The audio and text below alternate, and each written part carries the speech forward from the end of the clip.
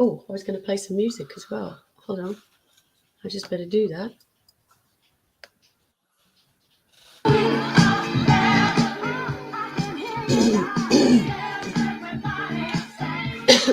Okay. You are my family, guys.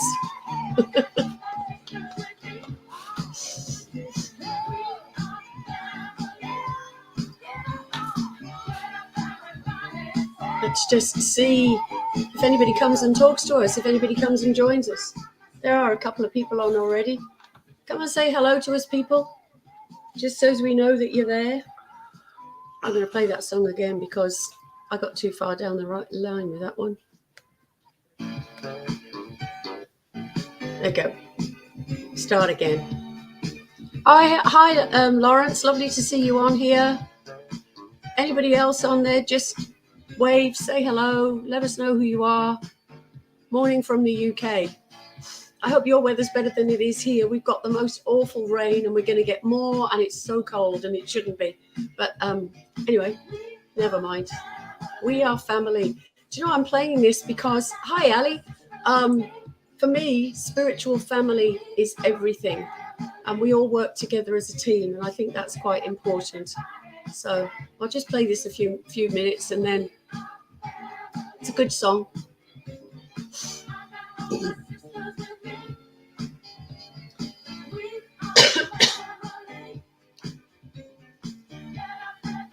Chilly but sunny in the UK. That's really nice. Oh, it's springtime there as well, which is really lovely. We're going into winter, I think. Is it winter or autumn? Something like that.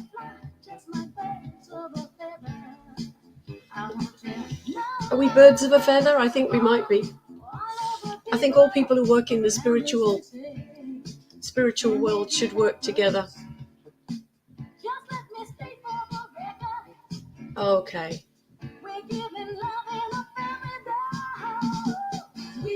Say hello. Let us know you're there.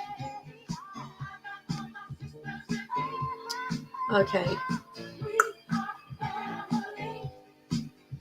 I'm going to stop that and come back on here. Yay, lovely music. Sister Sledge. I actually like Sister Sledge music because it's always lively and bouncy and bubbly. And hello, Bella. Bella's a lady with music, and she is a very talented young lady. Christina. Helen, I'm seeing you on Wednesday. I'm so excited. I'll be able to give you a big hug. Christina, hello. Chantal, lovely to see you. So we're doing take 2 with Jack and Bruno this week.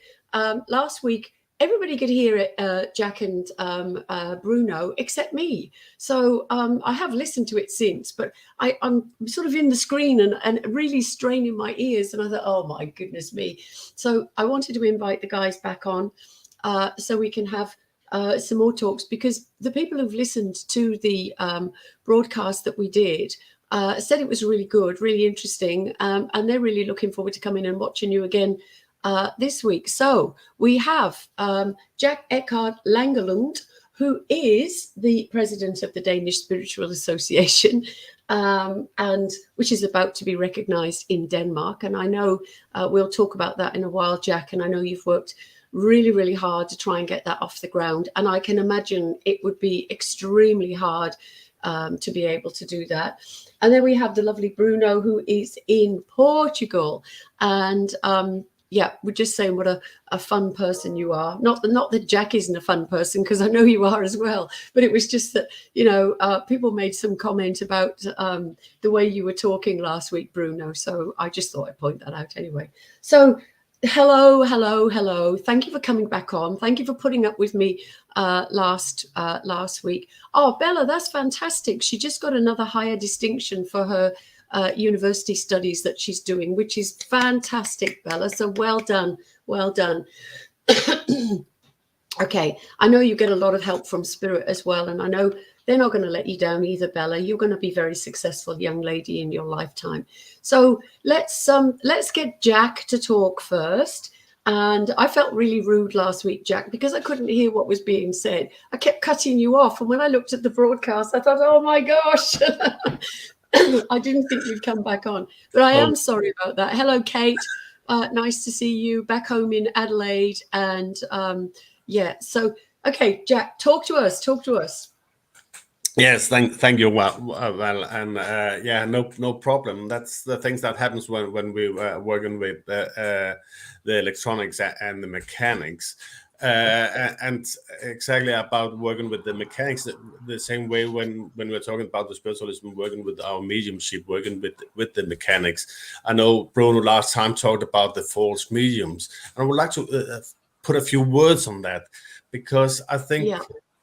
No offend Bruno, but I think we have to be careful how we name fellow mediums, because yes, of course there is false mediums out there, but I actually think myself, in my own experience, there's actually very few of the real false mediums, but there is so many mediums that don't have the education, don't have the knowledge, that don't have the understanding of the mechanics within the mediumship, and that come back to us as students as well. So because often, as we can see, tutors that push their students out to just go out, do the demos, doing the readings, and do all these things, but they're not really ready for it. That's absolutely right. Hello, Ian. It is right, Jack. You're right. So many teachers. Well, it isn't necessarily the fault of the teacher. Although, with my own students, I say to them, "Don't go out until I tell you you're ready." And I think more teachers should do that. But there is also the fault of the student. They do one workshop and they think, "Oh, I can do this," and off they go and they start charging. And Definitely. they forget the responsibility that we have as mediums with our recipients in what we say and how we say it. And that's part of the training, isn't it? Yeah.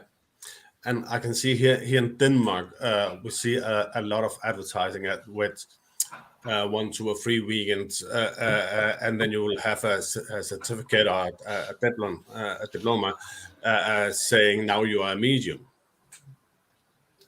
And the students don't know better, because that's what they've been told. Yeah. Nobody ever told them this takes years of dedication to develop your mediumship. Yeah. Yeah. You know, How many years have you been doing, Jack? 25. Yeah. Yeah. And I've been doing 30 plus. Yeah. I'm trying to think how old I was when I first came into this. 34. Yeah, it's 30, 33, 34 years that I've been doing it. And do you find, though, we never stop learning? There's always more to learn. And I know myself, I learn so much from my students. Every time I do a workshop, I've learned a whole heap more. Definitely, and that's my own experience. The amount I've learned from my students over the years has been so great, because watching them working, not only the students. Normally, I'll say to my own students, go and see other mediums work. You can learn so much from watching other mediums work, both Yeah. the to dos and the not to dos. You know. Yeah. Yeah. And very much about not only how the evidence is coming forward, but the presentation, how you handle your audience, how you handle your clients, and there is different skills within the mediumship. It's actually a minefield, because there's so much to it. It's not a case of standing up and talking to spirit. You've got to be able to, as you said, you've got to be able to hold the audience. You've got to be able to deliver. You've got to be able to do it in a responsible way. Chantel's just said that there's some bad teachers out there as well, who claim to be teachers, and they go out and do this stuff. I'm going to give an example there. A student of mine rang me one day and he said, "You'll never believe, I've just been to a workshop and somebody had your workbook. They'd done one workshop with me. They had my workbook, and they were teaching people how to do mediumship from that workbook." And I was horrified. So I actually confronted them. But but yeah, it is. I mean, I'm lucky that I was trained to be a musician, so I know how to handle people and how to stand up and project my voice, etc. But some people, they talk very quietly, and you can't understand, and they're very closed off as well. And I vowed that when I started doing this, I would always do it with fun and laughter, because I want to bring that personality through from spirit of the person. So I think that's quite important as well. Sharon's just joined us. Hello, Sharon. What about you, Bruno? What do you think? I totally agree. Like, I don't have the amount of years that you are doing this. I've just been doing this for 2 years or almost 2 years, but I'm doing this because of my teacher, my mentor said for me to do it. And okay. And you spoke about your background of being a musician, for example. I have my background of being an actor. So basically, because I study theater here, theater arts, and then I moved to London to actually went to university to doing theater arts. But then, yeah, it was not theater that I was been doing. It was like I just needed the tools to talk and to connect and to speak with the people. And yeah, basically it's like this, because like we said last week, there's a lot of fake yams. We have mediums and we have fake yams that basically they do. So your grandma is here and she's very sad, and no, she's not sad. Everything's okay, but we need to actually see the cup, the half full cup, and not half empty. Yeah. It's interesting. I'm not sure what your background is, Jack. You might have to tell us. But it's funny that both Bruno and I come from that creative background. What about you? Oh, I have background as a builder. I have military education background. I used to be have been educated as a captain. I've been education officer for some years. Oh, so that fits in beautifully with your teaching, doesn't it? Then, It because I know does. It that you does. teach I've done media. teaching one way or another since I've been 18, I think. When I Yeah. Oh, wow. started Wow. teaching. So Yeah. I am a trained teacher Yeah. in So it's different good that you're. areas, I would say. Yeah. So I'm going to say hello to. Teaching mediumship is a bit different, though. But yeah. It's very different. It's very different. Yeah. But it's interesting that I want to say hello to Helen Largent over in Kingston. I think you're in, Helen, over there in South Australia. But it is interesting that when you look at people who come into mediumship, and they come from all backgrounds. I mean, Martin Colclough is a military man. And there's people from all sorts. I know there was one beautiful medium that I knew, and she came from pub background. Her family's all run pubs. She ran pubs. But again, it's dealing with people. We're all dealing with people in one shape or form. And I think, I love the fact that I come from that creative background, because it helps me in being able to put the things across. And I use my hands, because I used to use my hands with my singing and things as well. Yeah. But I had the session last week that was with a client, and basically all of a sudden after the session, a friend of me called saying, "So you were excited?" I was, "What do you mean?" So I live next to a supermarket, so apparently I was here. And I was having a reading while my friend was waving me with a pizza, saying hello, hello, because he was sawing a lot of hands. yeah, That's our artistic background, yeah. our expressions. Yeah. Yes. Yeah. And hello, Jenny. Jenny said she was hoping to join us.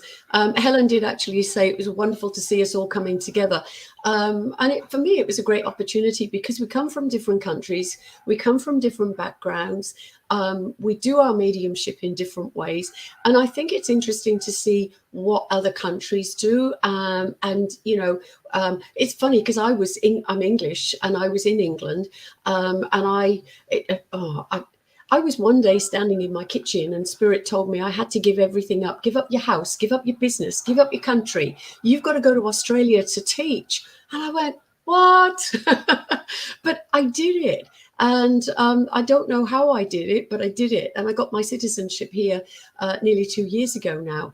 But it's funny, isn't it? When you're given a role to do, and we were given this role, think about this, because I believe this, we were given this role to do these jobs before we even came into this world. So when we were in the spirit world and Spirit's going, all right, let's see what jobs we're going to give you and what you're going to have to learn this time. So Jack was sent to Denmark to take mediumship into Denmark, and it was going to be like the pioneers in the olden days, you know, fighting the system.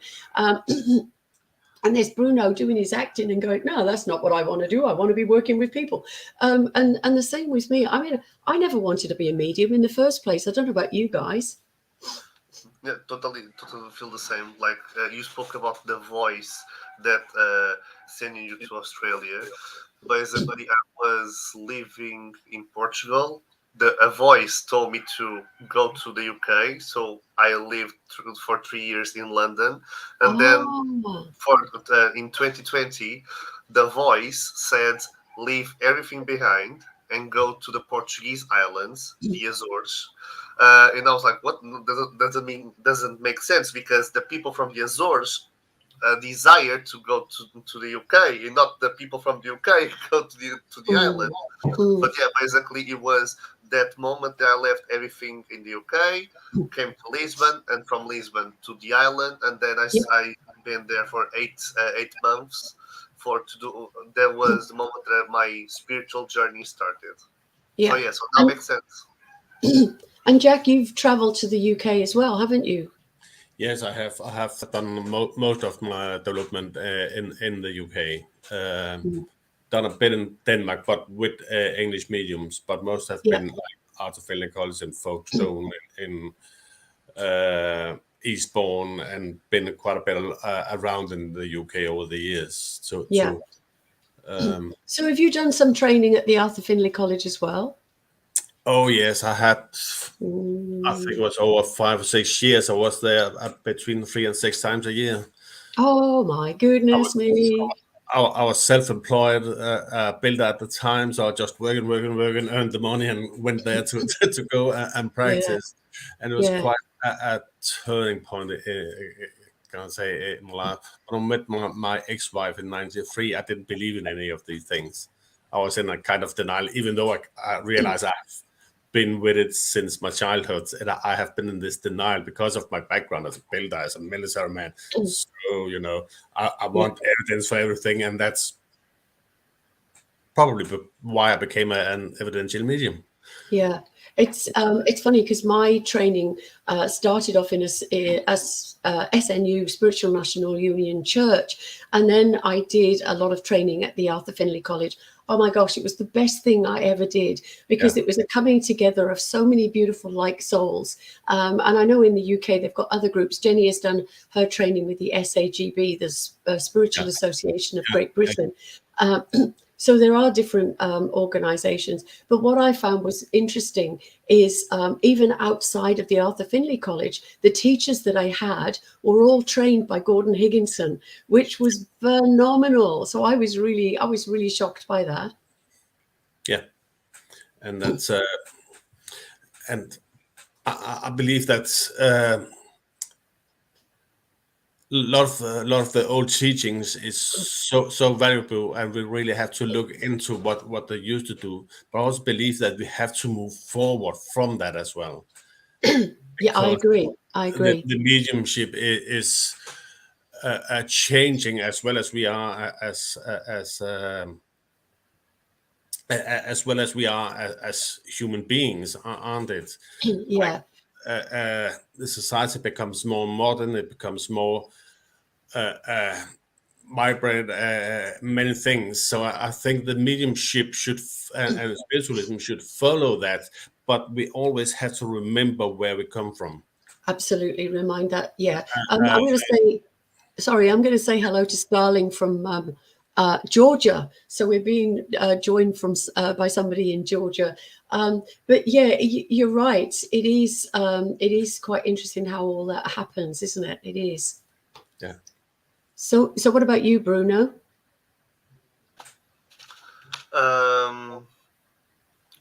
How about me? Basically, with me, I feel that it was not easy to understand this because, for example, I feel that since I was a child, I was seeing shadows passing, and I Yeah. was hearing voices and whatever, and basically I was chatting with people, and oh, do you see that? No, because Yeah. okay, and the same way that plays, and what I say, it's like I feel that I don't know how about you guys, but what I feel is like most of the people that are spiritual workers, their family background, it's completely ruined. It's and basically the spiritual person comes to try to amend, okay, and to help that. What I Okay. used to say, it's like once upon a time, a Neanderthal, so a very rational man with no feelings, my father, and a very depressed lady, my mom, got to move together and start doing babies. And then basically what happened was, because of that, there was no knowledge. For example, I was seeing those shadows, I was feeling stuff, and basically I was a lot many times sick, but then disappeared, and then disappeared, and then disappeared. I was really suffering, but then bye bye. And the same way that with my sexual orientation, for example, at home we never spoke about it. So basically, I never learned or about sexual orientation or spirituality or anything. Yeah. I remember it when I was 16. I was with a group of friends in the beach at night, and I started seeing like, oh, there's a white shadow there. No, it's not. So no, it's not. There's no shadows here. No, no, because and then I start feeling that, okay, if I continue to say this, people will say that I'm crazy. And then Absolutely. yeah, and then since and then 2014, my oldest sister passed away, and after that, after her passing, there was a lot of coincidences and a lot of things that start happening, and I was, oh, wait a minute. Mm. So yeah, and then all of a sudden, when I start doing this, I was like, okay, so basically, I was not the crazy kid. I was not the black sheep of the family. I was basically the flower that basically people forgot to put some water. So basically, You, uh, you were very normal. You were yeah, very normal. And I yeah, think that happens in a lot of families. I mean, it happened to myself. I mean, I was seeing spirit at the age of 7. I'm going to say hello to Kim and hello to Roger. Yeah, from the age of 7. And I was frightened to tell anybody because I thought they'd think I was crazy. I am, and I don't care anymore. But, you know, when you're young and shy and quiet and you're frightened about what people think of you, I didn't say anything. But at the age of 16, I pushed it away because it really did frighten me. I want to go back something that you were saying as well, Jack, about learning the basics, but moving on from there. It's funny. I've got a mentoring course that I'm doing at the moment. And I'm teaching the students in that course. It's not just practice mediumship. It's learning about the history of spiritualism, where it all comes from, and why we're able to do what we do because of the pioneers. And then we're moving forward from them. But it also gives the students the opportunity to do a lot of reading and finding out for themselves about that history. And I think it's extremely important. You know, people like Helen Duncan, who was put into prison for doing mediumship, and they said she was a fraud, and she was actually right. And the poor Fox sisters were accused of fraud in was it 1848? Where we go back to modern spiritualism. But I think you're right. It does need to be modernized, but we still need to remember. It's like, you know, there's the history of our world and our planet. We need to know all about that, but we need to take things forward as well. But I think with mediumship, spiritualism, we need to do exactly the same. So I am teaching that basic history so people have that grounding. I call it the bedrock. If you've got the bedrock, then you know, even myself, when I'm doing a mediumship demonstration, if I get stuck, I go back to that rock, and I know I can come back up from there. And that's what I've been trying to teach people as well. Yeah, and I believe as even though that's we are becoming more experienced mediums, for my own good sakes, as we talked about a little bit earlier about the learning from our students. For me, it's working with my students is going back to the basics again and again and again. Yeah. Repeat the basics, because that's my foundation. Yeah. That's where my mediumship is built from. That is like, where my strength is. That's right. It's like when you're at school, if you can't do your times table, you can't go anywhere. Yeah. Because that's the basics, and learning Yeah. to read, write, and arithmetic, they used to say. Yeah. If you can't do those basics, you're not going to get anywhere in life. Well, you know what I mean. And Lawrence has just said that they do the Lyceum services in Poole, and that's really nice to hear, because I don't hear a lot of that. And I think Lyceum is teaching the children, if I'm right. I might be wrong on that one, but I'm sure Lawrence will correct me.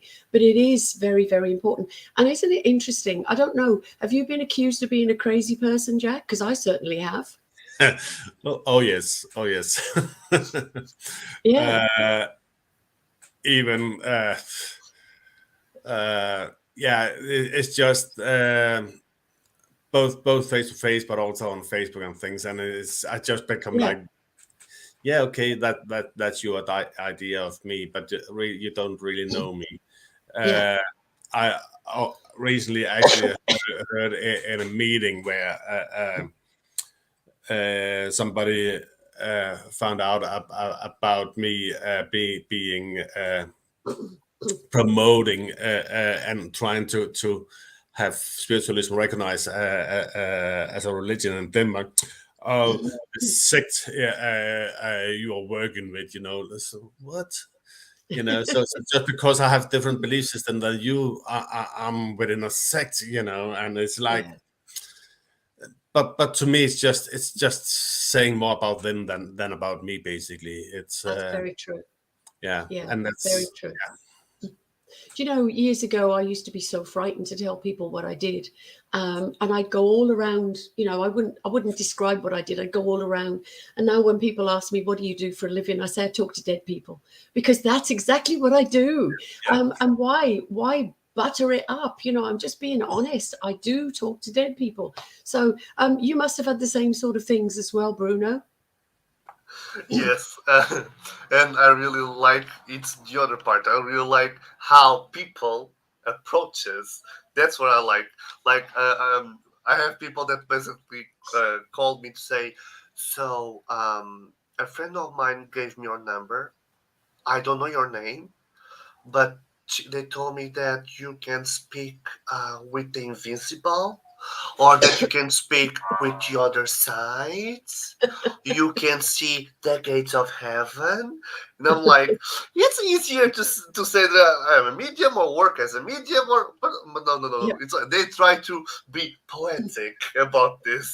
But again, in different countries, people's perceptions. I mean, your country, I think, if I'm right, is quite a Catholic sort of country. Yes. A lot of people who do training for mediumship have come from that Catholicism, and it's really, really hard for them to break that that training, that background, and then be able to move over to the mediumship. But they know they have to. Hello, Lucia, and I know that has been an issue for a lot of the students that I've had. What is the basic religion in Denmark, Jack? It's the Lutheran Christian. That's the Protestants belief. The Catholic is quite common in Denmark, but not dominating. Yeah. But even though I will meet this from these Christians, I do have a Christian background myself. I'm raised as a Christian myself. Me too. Never really fit into it. So when I met the seven principles, the spiritualism and things, it was like coming home for me. Yeah. there was space for me within that, and I am in contact with quite a few Christian priests actually that have an interest in what we are doing. I even have had a priest on one of my education courses because she wants to know more about her experiences there. So, but I think we have to remember that spiritualism as well as spiritism comes out from Christianity, does it? Yeah. Does it? So it's not that far away actually, but it's more about the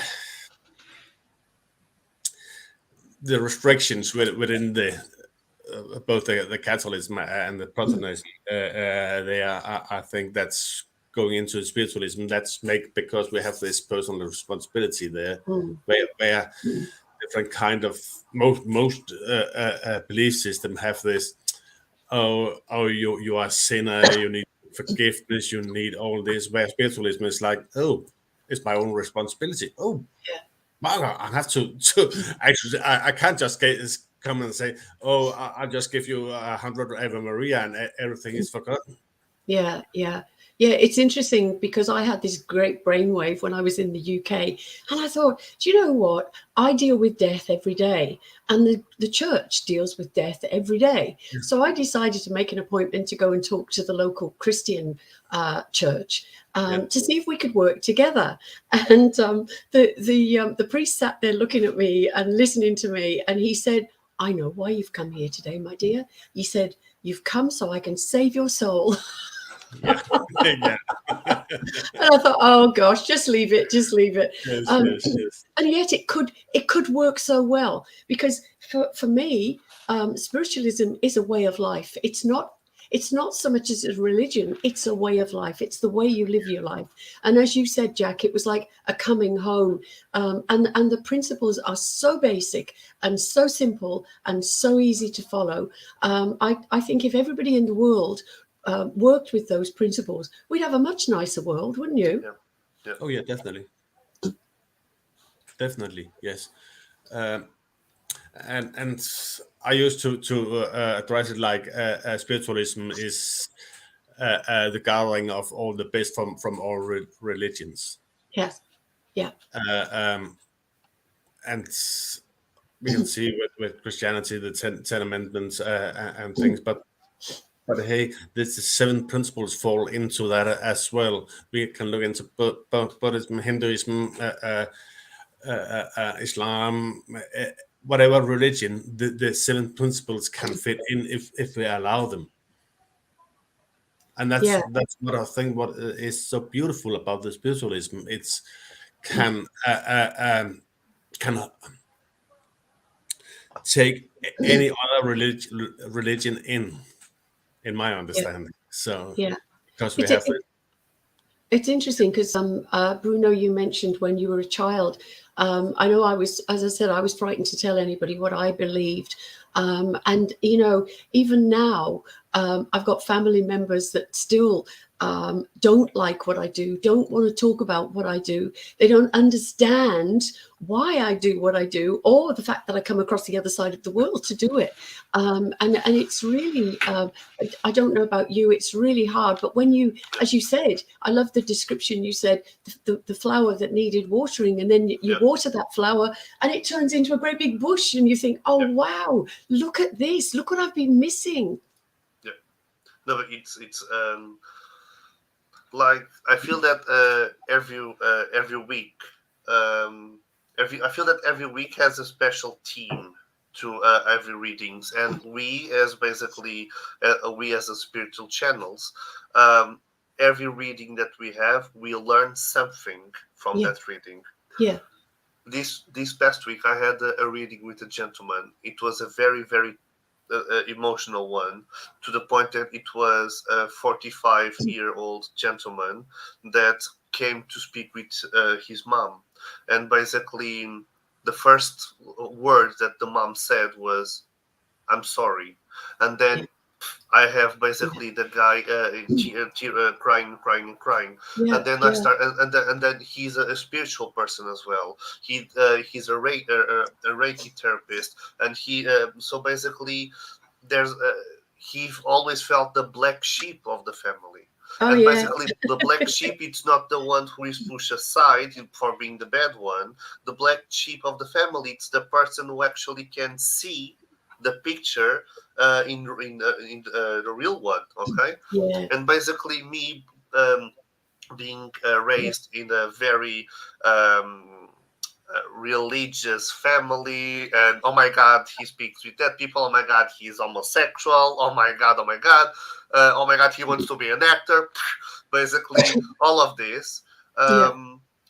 Basically, now they know what I do. I still have family members that basically, oh my god, stop. Stop. Yeah, Like yeah, I have a auntie that I called. Hey, so do you know this gentleman? Oh yes, he's my uncle. Why? Because he was at my place. Oh my god, no, he's not. He's dead. Yeah, that's why he was at my place. Oh my god, stop talking. Okay, yeah. So but I want to say, here in Portugal, for example, I remember that it was an English medium, my mentor, Andrew Main, who came to Portugal mm, 10 years ago. And basically, I felt it was after that moment that it was a boom.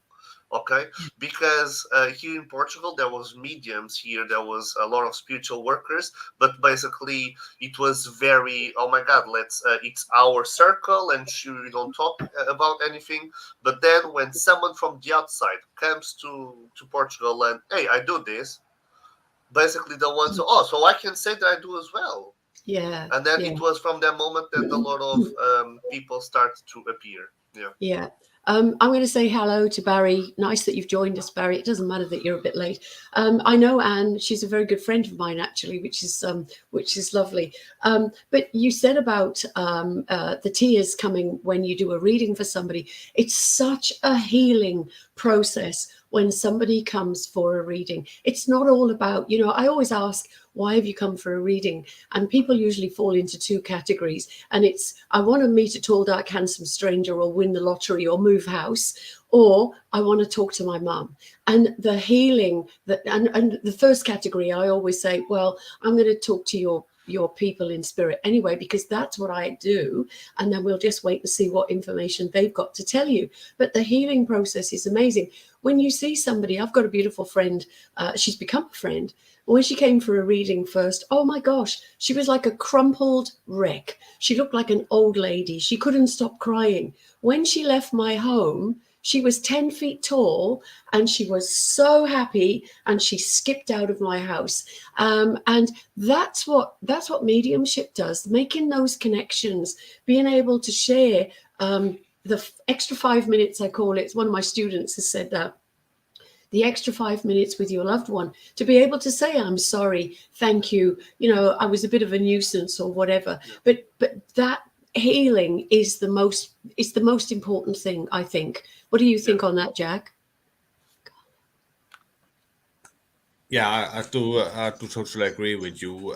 For my own sake, my mediumship actually started in the healing, and when I was introduced to evidential mediumship, found out about the healing that came with that. That's just because the healing is where I started, where a lot of my basics are, and sometimes I think with that with that connection, when we have lost somebody, we are in some kind of grief. I remember, well, first time you had my daughter through, you didn't know anything about me at that time. You had my daughter through, and to me, it was like the evidence you brought forward about my daughter gave me that assurance. This is my daughter. Yeah, I didn't know anything about And you. yeah, And and the other side. No, I'm just bringing up an example because while sitting there on the opposite side of the globe and bringing those factual information about my daughter combined with the spiritual information about her as well, the emotions and everything. And to me, that's when that happens, that just became that great healing within the Yeah. grief, within the within the mindset, within the heart, within all of my system. And I think Yeah. sometimes we forget that as mediums as well. I've been guilting in it myself, because I am an evidential medium, and I'm been like, I want evidence, evidence, evidence, evidence. But sometimes we have to look at the evidence we're giving as well there. Yeah. It's not only about the fact that I believe that we need the factual evidence, but the spiritual evidence, the emotional Yeah. evidence, Yeah. so important as well. It's funny because Bella has just made a comment. I met Bella through readings, and I remember giving Bella a reading, and she was very, very emotional. And her mum came up to me afterwards, and she said, "I don't know what you did to my daughter, but all I can say is thank you, because you've just made her happy." And we've become good friends. I love it because I've become really good friends with a lot of people that I do readings for. And Bella always she's made a comment, "My soul sister came back. You brought her back to me and put my heart back together," which is a lovely thing to say, Bella. Thank you. But it is very important, that total healing. Yeah. And I didn't realize how important that connection was to you, actually, Jack. So thank you for sharing that. That's really gorgeous. Yeah, but I think sometimes we don't really not really getting the feedback that is deserved as mediums, especially when we're working. Yeah. One thing is one-to-one settings, we'll have that side connection, but sometimes both when we're doing online on Zoom and things, but also when we are there in person, people is getting these lovely connections, but they really never have, maybe not having the opportunity. We all have the opportunity. I'm getting at it myself when I have got a great message. Just thank you, that was wonderful. But because I'm so much in my emotions Yeah. sometimes, Yeah. you know, I Talking. forget to tell the medium, wow, what a brilliant job you did. Yeah. And talking about the emotions, when you do a really, really good connection and somebody's very emotional in front of you, it hits you, because we're like the telephone exchange. This is how it was explained to me. So we're the telephone exchange, and we're the connection between the spirit person and the physical person. And of course it's bound to hit us, because we've got the both sides of those emotions that just hit us right in the middle. And you can't help it if you suddenly feel tearful, or you suddenly go all goosebumpy, those sorts of things. And I know you must experience that as well, Bruno. Yes, totally. First of all, Jack, thank you for your sharing. That was very lovely and very amazing. And then answering you, Val, yes, I remember, like, this was one of my favorite readings of until now. I had a couple, like 30s, okay, that basically it was. She was a total spiritual person. Okay, let's go. And the boyfriend was very septic. And basically, I knew it already that the septic will sit in the corner, and he was. Yeah. Yeah. And basically, and who came to talk to him was a lady who basically was like a grandmother to him, and there was so much pride and so much love towards him. Then he start crying, and then for because of the validation, I had to stop because I was getting very, very emotional, because oh my god. And then I had to actually hug them, because oh my god, this was so amazing. And for us, I feel that this is basically we are we are basically seeing the reunion of people that love. Yeah. Okay, we are there on the front row. Okay, Yeah. and then basically, oh, that's amazing. And then even though the I'm sorry, or the I love you, or I'm very proud of you. Oh my god, that's really, really amazing. It But was. then the sitters, the people, they actually need to understand that one spirit, it's okay, but because there's a lot of people that basically come to say, I was expecting more. I was expecting more people, and basically, I feel that there's people that needs to be more open to it, and not to be so. It's not pride. It's basically to be more humble. Yeah, to be more humble. Humble, Okay. yeah, yeah. And we can't, you know, we can do what we can do, but we can't produce miracles. And it's funny, you saying that. It's just reminded me. I had a chap that wanted to take me out, but he was fascinated by what I did, but he was a skeptic. And I said, he said, I want a reading. So I said, well, you can't take me out until we've done a reading, because otherwise you'll assume that I've gleaned the information from our dinner date. So we did a reading, and then we went out for dinner afterwards. He cried all the way through dinner because his mum came through, his dad came through. It was just amazing. He said, "How do you know all of that stuff?" And yeah, it was just so funny. But you just couldn't stop crying all the way through dinner. I think it's probably the worst date I ever had. Oops. The worst ones are the best ones, but okay. Yeah. Oh, we've remained very good friends, which is really lovely. But yeah, it is good. But it is interesting because people do expect blood. I did a reading similar to you, actually, Bruno. I did a reading for a woman, and I was bringing so much information through for this lady. She sat there with her face straight. Not much response, not much reaction. And at the end, I said to her, "Oh, I hope you are happy with your reading." She said, "No, not really. I was expecting a lot more." And I'd sat there for nearly an hour giving information. And it was brilliant information, but no, it was not what she wanted. So Exactly, and that's it's actually, and I'm sorry, it's actually their mistake. It's not out, because yes, I don't know if you agree this, like if you will agree with this, but like every reading that I have, I say like monologue to explain the client or the person what's going to happen. yes, And one of the things that I say, it's like, even though we are very logical, spirit, where spirit is, they don't communicate in a logical way. So this can mean can have a lot of meanings, and basically it's how you feel it that you actually can connect, because yeah, they're not going to say A or B. They're going to say A1, A2, and so and so. But basically, there's a lot of people that totally understand. I already have clients that say, okay, so if that's my mom used to sing me one song, start singing. Do I yeah, know how? Do I know how to sing? Do I? No, I don't. Okay. So my mom told me a secret before she passed away. What's the secret?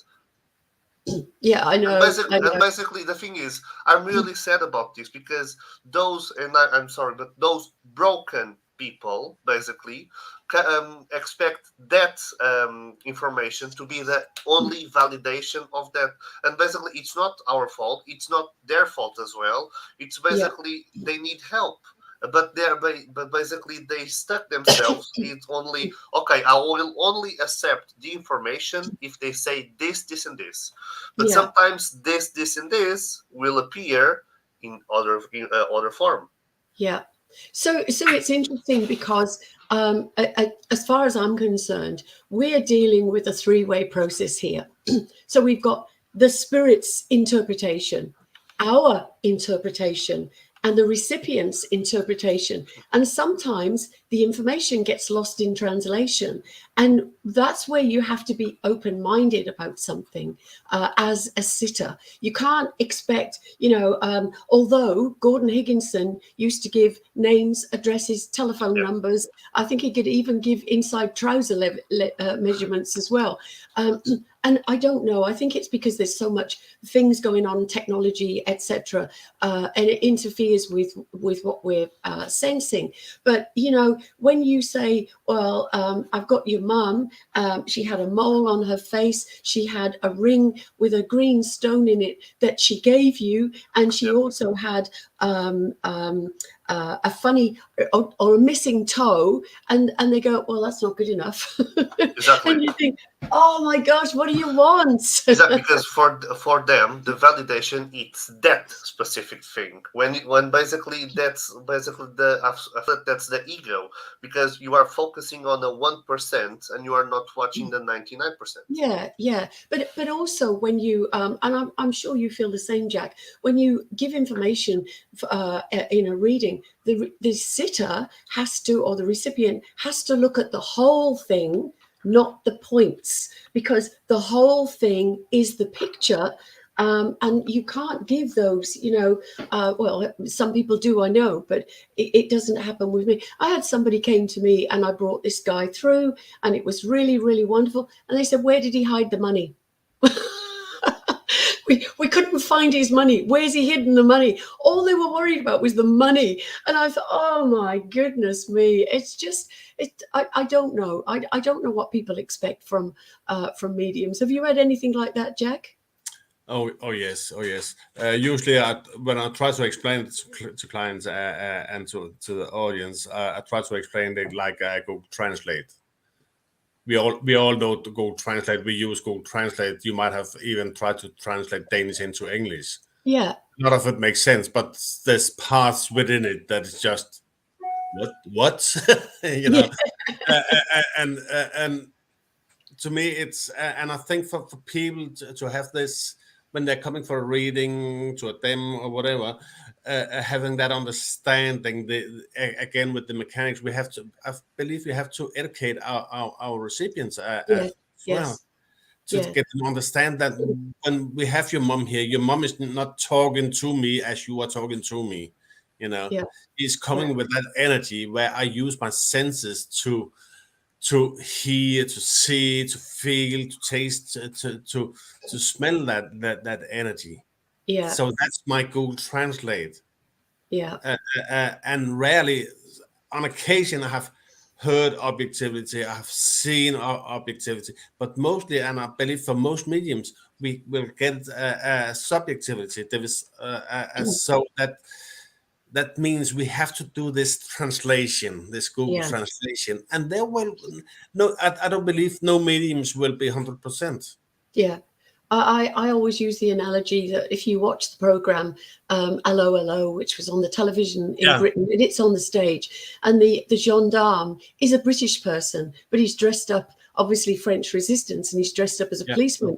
And he comes in and says, instead of good morning, he says good moaning. And everybody knows what he means, but he said it wrong. And that's exactly the same, I think, with mediumship. We get it slightly wrong, but if you look at the whole picture as opposed to looking at the picky points. But then you've got somebody like Jenny Doherty who gets it absolutely bang on. I love working with Jenny, and I love watching her work, which is great. Now, I'm going to mention, because we're coming to the end, but I've really enjoyed tonight. It's been much better tonight. So thank you. And I'll get you back on later in the year, maybe, because I know it's interesting for other people as well. But I mentioned that I'm actually on tour at the moment. So I'm traveling in my motorhome all the way up the east, well, not all the way up the east coast, but a fair way up the east coast of Australia. And I'm just on my way. I finished in Brisbane. And I'm on my way to the Sunshine Coast, and I'm actually doing a mediumship show on Wednesday night there. But in the last couple of days, I've met quite a few people who've said, oh, I've got this place, you can come to this place, you can come. So it's growing, which is fabulous. So me and my little van are going to be traveling an awful lot of distance. I know I'm going over to Adelaide, which is 15-hour drive from my home. And then I'm going to Melbourne, which is 11-hour drive from my home. And there's lots of other places as well. But, for me, the passion is the teaching and the demonstrating, not so much doing the readings, but the demonstrating, doing a show for lots of people, which I did the other night, which was really, really wonderful. But the teaching is the passion, and I think I'm going to book a class for teaching an audience how to be a good audience. I think that should be on the agenda. What have you got, guys, coming up? Have you got anything coming up that's important? I know, Jack, you're going to Poole in June, I think you said it was, to the Poole Spiritualist Church. Yeah, I will be in Poole and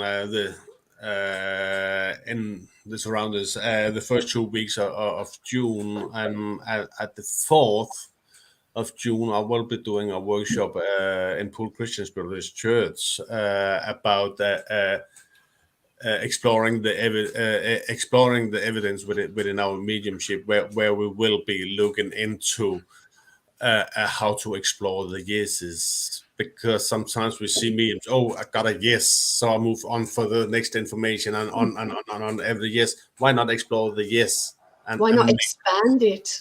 expand the yes, make Yeah. that yes bigger, and so Yeah. it is an intermediate to advanced class. Well done. Excellent. That day, and we'll do this Sunday service at Poole as well there, and I think Bath Road, and there might be a couple of others coming up. We just have to see what's going on. But first of all, I'm going to enjoy the time at Poole, and with Lawrence. I'm looking so. I've got to know Lawrence, if I can put that way, during the lockdown and the COVID, because of the online things, and so looking so much forward to be there on location to spend the time there. Yeah, great. And I know I've spoken to Lawrence as well, and that's good. And if anybody wants to connect to you online, Jack, I'm sure, and you, Bruno, they can connect you on Facebook. So please do that, because I know Jack hasn't got a website as yet, but connecting him on Facebook. So it's Jack Eckhart Langelund. And if anybody wants the information, you can ask me. And what have you got coming up, Bruno? Anything exciting? Lots of people are saying, what a fantastic live tonight. Sharon's just said, what a great live. It's been amazing. So, much better than last week. Thank you, and thank you for the invitation. So thank you. The next thing that I will do, it's on the Friday the 13th, this Friday. I will do a Portuguese online group session. So so basically, if there are any Portuguese people that basically wants to appear, to join in, so let's go, no problem. So and then dealing with family, but let's go, no problem. Okay, well, maybe when I come to the UK, which is going to be next year now, we can arrange it so we're all in the UK together, and we can do something together. That would be that would be a bit of fun, and we'll drag Jenny Doherty in and do something with her, because she's the most amazing medium to work with. The first time I saw Jenny Doherty work, my jaw was on the floor. I was so astounded by the accuracy that she had. And she thought, because I had jet lag, I'd just come in from Australia, and she said, okay, you can sit this one out. I can see you're tired. And I was just sitting there with, because she was so good. And we've laughed about it so much since. But we should definitely do something together when I come over to the UK. That would be absolutely fantastic. Maybe a workshop as well, Jack. That would be good. Or a dem. And we'll get you involved in that as well, Bruno. Okay. All right. Now I'm going to try and play the music, but you're going to have to bear with me a minute because I'm doing something slightly different tonight. Oh, here we go. Look at that. There we go. No, wrong. That's not the right one. Oh dear, we don't want to play that. Bella's put the music up or the words up for us, so I just wanted to put the right ones up. Right, here we go. So I'm going to whiz it forward a little bit, but I just want us to, Jenny, we love you too. Let's just send out that love and energy and that healing to everybody in our world. I'm going to ask for healing for my throat, because I've actually got nodules on my voice box, which is not good. So we're sending out that love and healing to everybody that's on here tonight, and everybody in our world. And we are sending out, if we all individually imagine that we're all linked together. So imagine that we're all linking hands and creating a big, big, giant circle. And then we'll send that beautiful energy out from each individual one of us, because collectively we can do an awful lot, and people don't realize how important that is. And Yep, Bella's music words. Good. Sorry, Bella. And we're sending that energy out into our town, into our county or our state, into our country, and then across the world. We're covering the whole planet with that beautiful, healing, glowing energy. And know that when we're sending it out, it is affecting every single human, animal, plant, but also our planet, which is very, very important. There's lots of healing needed in our world in so many different directions. But let's just put that out there. And if we did it a little bit each day, it would make such a difference to our world. So each one of you can make a big difference. So let me just put that music up a little bit louder. So I want you all to sing, and I'm not going to sing. There we go. Beautiful words, beautiful energy in this song.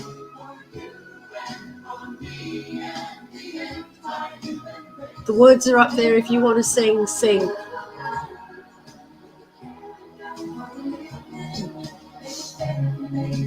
Thank you, Jack, and thank you, Bruno, so much. It's been fun. Thank you.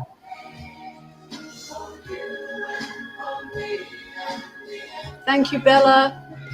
Thank you, Sharon and Ian. He is the greatest dancer, Jenny. You are absolutely right.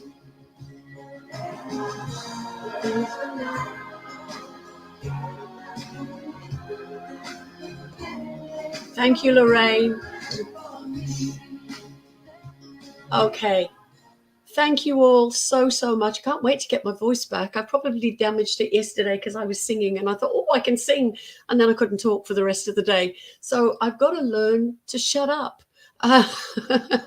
My doctors told me I've just got to rest my voice and not talk. But that is absolutely impossible as far as I'm concerned. But anyway, I hope everybody's enjoyed tonight. I know I have. I do believe that Jack and Bruno have enjoyed tonight as well.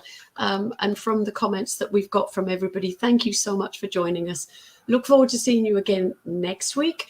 And yeah, don't forget, if anybody wants to contact Jack Eckhart Langerlund on Facebook, and Bruno Monteiro as well in Portugal. So we've got Denmark, Portugal, and Australia. So I'm going to get Jenny on very shortly. I know I need to get her on. But thank you all, and good night to every single one of you. But lots of love and healing to you all, and thank you. Bye. Bye. Bye-bye. Bye.